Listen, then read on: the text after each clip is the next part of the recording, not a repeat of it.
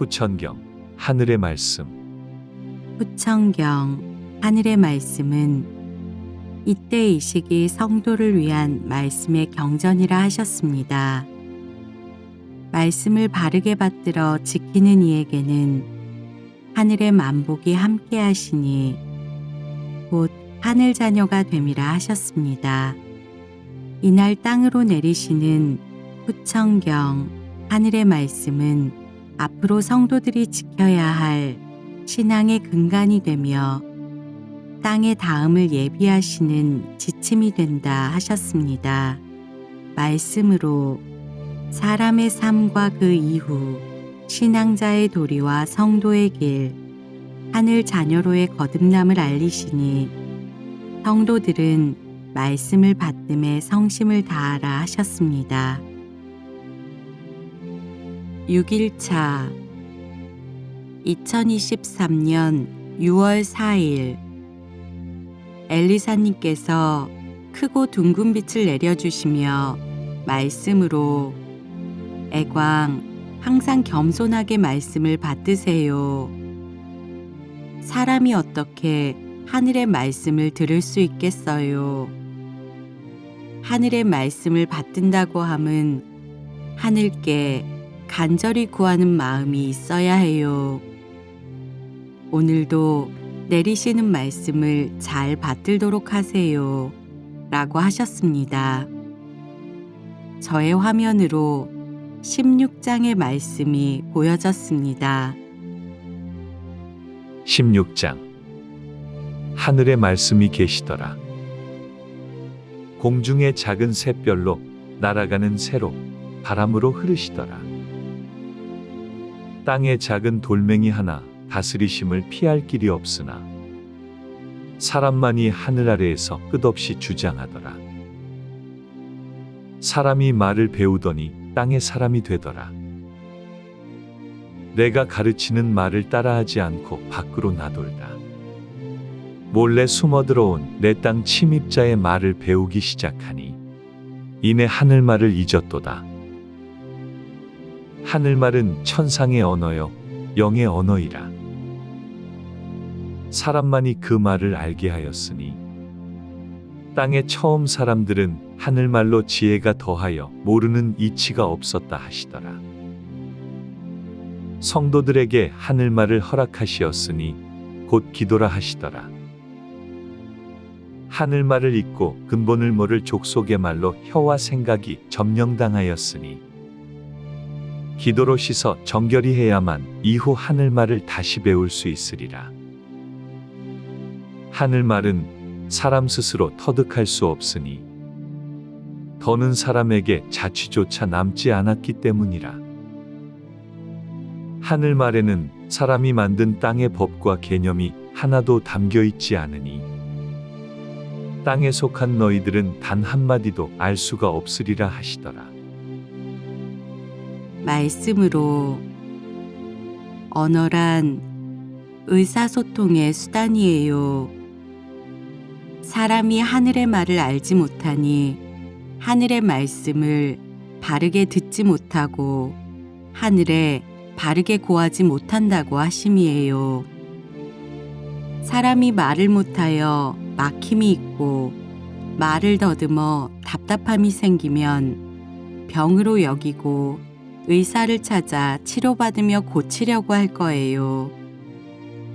땅에는 많은 언어가 존재해요. 지리적으로 근접하거나 산이나 바다 혹은 사막처럼 격리된 지역에서도 그들만이 사용하는 언어가 발생해요. 땅의 말이란 사람들이 모여 자기들의 소통을 위해 만들어낸 것이에요. 하늘 말이란 땅에서 난 것이 아니라 하늘에 속함이니 하늘을 가까이 하지 않고서는 평생 듣지도 배우지도 못하여 사람이 감히 근접할 수가 없어요. 하늘 말은 하늘의 법도와 예와 질서, 자연의 섭리, 땅의 운영을 모두 담으셨으니 그 말이 통하지 않거나 닿지 못할 곳이 없다고 하세요. 사람이 땅의 말로 하늘에 기도하니 그 기도를 들으실 수 없다고 하세요. 사람이 땅의 말로 울부짖어도 그 메아리는 땅을 벗어나지 못한다고 하세요. 그래서 하늘께서 성도들에게 기도를 열어주셨어요. 성도들이 아침과 저녁으로 드리는 기도를 들어주신다고 하셨어요. 성도의 기도가 아직은 땅의 말일지라도 영의 울림, 곧 마음의 정성이 있다면 자동으로 하늘말이 되게 해주셨으니 성도들에게는 하늘의 번역기와 통역기를 주심이에요. 성도들이 기도를 드리면 진실되고 정성된 마음을 보시고 자동으로 통번역기 전원이 켜지게 하시니 그때에는 자신의 기도 속에 하늘의 말씀을 받들 수 있게 되는 거예요. 이처럼 성도들에게 이미 하늘의 지혜를 받들 수 있도록 해주셨으니 오직 이때 이 시기에 내려주시는 한 번의 기회이세요. 연결해 주신 통번역기가 회수되면 더는 그 기도가 하늘에 상달될 수 없다는 것을 알아야 해요. 어느 날에 자신의 마음을 지키지 못하여 흔들리게 되면 그때는 정령 길을 찾기 어려울 수 있어요.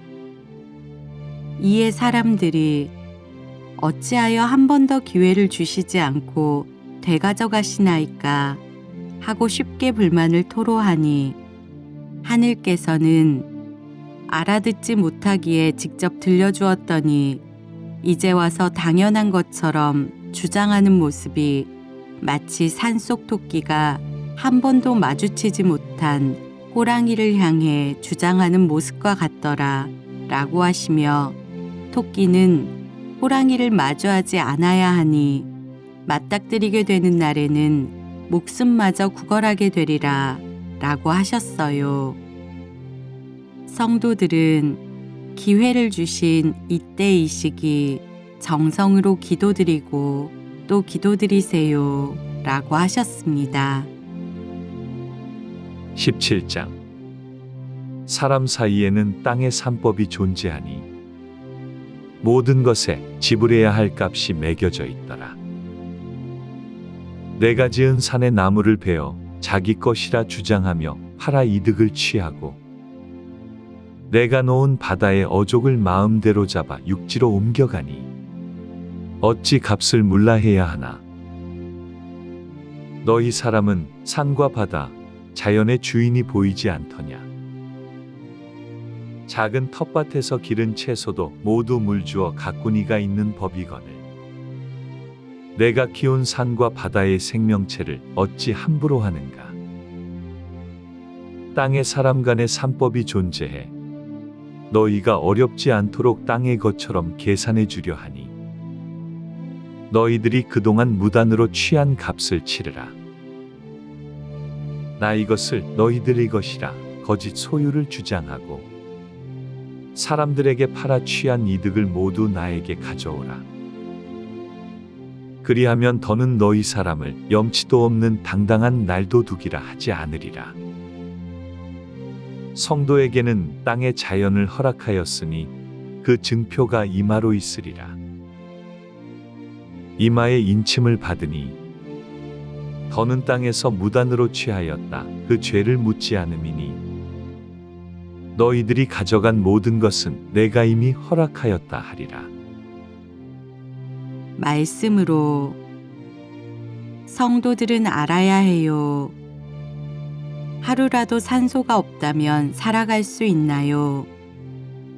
사람은 배고픔에 앞서 숨을 쉴 수 없다면 생명이 유지되지 못해요. 사람이 의식하지 못해도 하루 종일 숨을 들이쉬고 내쉬기를 반복해요. 사람이 죽었다고 표현할 때 숨이 멎었다 라고 하니 숨 쉬지 않고 살아갈 수 있는 생명체는 이 땅에 존재하지 않아요. 이 땅의 산소는 사람의 것인가요? 아니면 자연의 것인가요? 하늘께서 이 땅을 허락하시며 베풀어 주신 자연의 섭리로 모든 생명체가 스스로 살아갈 수 있도록 해주셨어요. 사람의 죄는 무엇인가요? 하늘에 감사하지 않고 원래의 주인께서 계심을 부정하고 본래부터 자기의 것이었다고 주장하는 그 잘못이 크다고 하심이에요. 하늘께서 사람이 갓 태어나 올 때부터 코와 입으로 들이마신 산소값을 어찌 물어야 하나 라고 하시니 그동안 성도의 삶에 얼마나 크신 은혜를 베풀어 주셨는지 진정 깨닫도록 해야 해요. 성도에게 범사에 감사드려야 한다고 하심은 이 땅으로 내려주신 혜택이 어떠한지를 알도록 하라고 하심이에요. 사람이 저 스스로 알아서 만든 것은 이 땅에 존재하지 않아요. 문명이 발달하여 과학의 수준이 우주까지 닿았다고 하나 그 우주는 한 우주의 외곽일 뿐 우주 하늘 근처에도 닿지 못하였어요. 또한 과학은 땅의 물질로부터 시작하니 그 한계를 벗어나지 못해요. 사람이 연구하는 학문도 이와 같으니 철학의 의문이 인간이라고 하나 생과 사의 개념을 알지 못하고 신학을 말하나 신의 세계를 바르게 알지 못하니 사람이 땅의 개념으로 만물의 이치를 알 수가 없어요. 제 아무리 잘난 사람이라 해도 결코 땅을 벗어날 수 없으니 사람은 더더욱 하늘 아래 겸손하고 낮아져야 하는 거예요. 사람이란 마치 발명품 없는 발명가처럼 세상에 내세울 수 없는 이름과 같아요. 라고 하셨습니다. 18장 사람의 수준이 다 제각각이더라. 듣기 좋은 말로 개성이다, 특징이다 하나 말로 덮어지는 정도가 아니더라. 사람은 나이가 들수록 아는 것이 많다 하나 내가 볼 때에는 어린아이만 못한 것이 많더라. 어린아이는 그저 좋은 것이 많더라. 부모가 있어 그저 좋고 작은 놀이가 있어 그저 좋고 배고프지 않아 그저 좋고 아침에도 밤에도 외롭지 않아 그저 좋더라. 나이가 든 사람은 왜 이리 많은 것을 바라는지 자식이 있어도 부족하고 배고프지 않아도 더 큰 양식을 바라더라. 아침이면 하루가 걱정이요 밤이면 내일이 불안하니 매일이 채워지지 않는 결핍의 날들이더라. 어린아이는 지금 하루가 당장의 전부이나 나이가 든 사람은 지금 하루가 고민이며 내일은 짐과 같더라. 사람에게 삶이 고통이 아니거늘 어이하여 이리도 힘들어하는가. 사람으로 태어나 살아갈 수 있다는 것이 이때 이 시기 가장 큰 복이 되거늘 너희가 무엇을 위해 태어났는지를 알고자 하지 않으니 복 중에 복을 입음 또한 깨닫지를 못하더라. 나이 든 사람의 원망과 불만이 땅으로 가득하니 삶이 감사하지 않거든 더는 내일을 바라지 말라. 사람의 마음에 현재는 부족하고 내일은 기대하니 이처럼 모순이 어디에 있단 말이냐. 오늘의 종종걸음이 내일은 느긋해질 수 있겠더냐. 무엇이 그리도 너희를 불안하게 하느냐. 내가 너희의 내일을 빼앗는다 한 적이 없고 기한을 두어 자연을 거둔다 하지도 않았으니 오늘도 내일도 너희의 머리 위로 하늘이 계심이라. 내일도 모레도 해와 달이 너희를 지키리라. 나이든 나의 사람아, 너는 나를 기억하지 못하나 내가 너를 기억하노라. 처음 내 사람으로 돌아오라. 내가 너에게 허락한 오늘은 이와 같지 않았고 너에게 보장한 내일은 불안하지 않았도다. 너의 오늘과 내일은 찬연하라 하였거늘 어이하여 이 좁은 땅에 매여 숨막히다 하느냐. 내가 넓고 밝은 길을 두고 좁고 굽은 어두운 길을 걷고자 하니 아이야 그만 가라. 더는 뒤쫓을 수가 없으니 너 스스로 길을 돌이키라 하시더라. 말씀으로 성도들은 어린아이와 같은 순수한 마음을 가져야 해요. 사람의 산법은 이익과 손해를 따져요. 그렇다면 성도에게 이익과 손해는 무엇인가를 생각해 봐야 해요. 성도들은 땅에서만 잘 살면 되나요? 아니면 땅에서도 잘 살면 되나요? 성도들은 가진 것이 많아야 하나요? 아니면 가진 것도 많아야 하나요?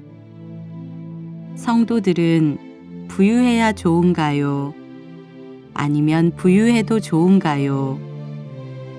성도들은 어떠한 산법을 익혀야 하나요? 성도들의 산법은 겸손의 답이 있어요. 하늘께서 자연으로 값없이 베풀어 주시어 우리가 매일 취하여 먹고 마실 수 있으니 이에 더하여 주시면 좋겠으나 반드시 더하여 주셔야 하는 것은 아님을 기억해야 해요. 성도들은 항상 욕심 부리지 않아야 해요. 하루의 시작에 기도드릴 수 있고 기도로 하루를 마무리할 수 있다면 그보다 더 큰 감사는 없는 것이에요. 만약에 내일 갑자기 전쟁이 시작되고 사회의 불안정으로 어려움을 겪게 된다면 기도로 하루를 시작할 수 있을까요? 사람에게 자신의 안위보다 중요한 것은 없어요. 포탄이 날아다니는 전쟁터에서 조용히 무릎 꿇고 앉아 기도드릴 수 있는 이가 얼마나 되겠어요. 그래서 성도들은 자신의 삶을 안정되게 해야 해요. 삶이 불안해지면 신앙을 지켜나가기가 어려워요. 사람이라서 그런 거예요. 자신의 생명보다 더 시급한 것은 없어요. 사람의 본능이 그러해요. 성도들은 각자 크고 작은 삶의 어려움은 있겠으나 생명을 지킬 수 없을 만큼 다급한 사항이 아니라면 편안한 여건 속에서 살아가고 있는 거예요. 항상 하늘에 감사드리도록 해야 해요.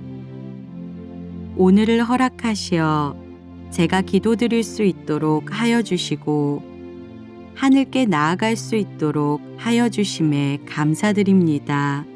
라고 기도드릴 수 있어야 해요. 감사란 자신의 마음자리에서 시작돼요. 하루에 10가지를 감사하면 100의 복을 받을 것이요. 하루에 10가지를 불평하면 100가지를 잃게 되니 성도들은 지혜로워지도록 하세요. 라고 하셨습니다. 셀라 말씀으로 애광 오늘도 잘 기록했어요. 말씀을 잘 담도록 하세요. 라고 하셨습니다. 셀라